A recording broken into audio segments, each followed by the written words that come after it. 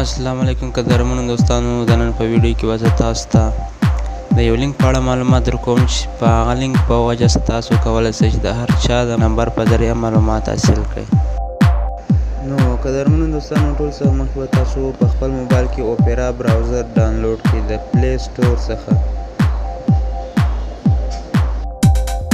او اوس به براوزر اوپن کړئ او بیا به سرچ آپشن کې پاک ډیټا ډاټ ایم ایل سرچ کړئ. زه به تاسو ته دا لینک په ډسکرپشن کې هم درکوم او د هغه څخه تاسو ډایرکټ لینک ته تللی شئ.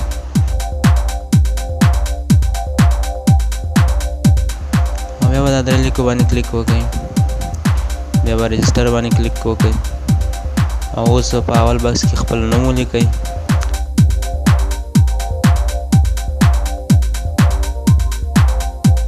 او دویم بکس کې به تاسو یوزر نیم ولیکئ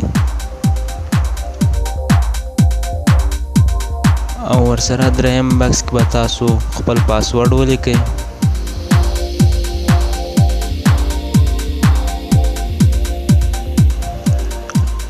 او په آخري بکس کې به تاسو خپل موبایل نمبر ولیکئ.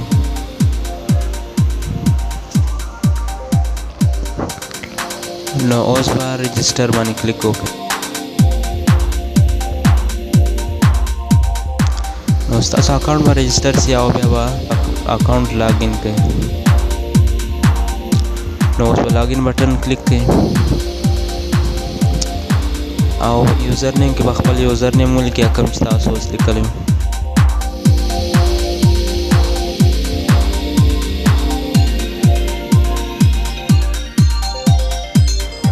او په دې بل باکس کې به تاسو خپل پاسورډ ولیکئ کوم چې تاسو اوس لیکلی وي او بیا به لاګین کلیک کړئ. نو ستاسو اکاونټ به لاګین شي. نو ستاسو کولی شئ چې د هر موبایل نمبر ډیټا راوباسئ. نمبر کې سرچ کولو لپاره به تاسو فایند نمبر باندې کلیک وکړئ او دې بکس کې به تاسو ټارګټ نمبر سرچ کړئ. خو یاد لرئ چې د موبایل نمبر 0 به تاسو نه لیکئ، د 3 نه به نمبر شروع کوئ. کله چې مې نمبر ولیکو نو سرچ به کلیک کړئ. نو ستاسو مخکې به د هغه کس ټول ډیټیلز تاسو مخ ته پراته وي.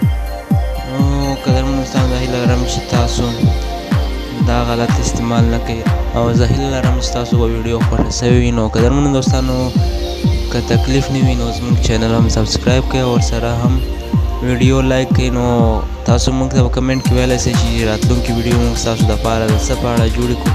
تاسو چې هر رنګه معلومات پکار وي صرف موږ ته کمنټ کې ووایاست، نو موږ به تاسو دپاره ویډیو تیاروو. نو دا چینل موږ ستاسو دپاره جوړ کړی او ستاسو د هیلپ دپاره موږ جوړ کړی. نو قدرمنو دوستانو، موږ ته په کمنټ کې خپله رایه راکړئ او د راتلونکي ویډیو پورې د الله پامان.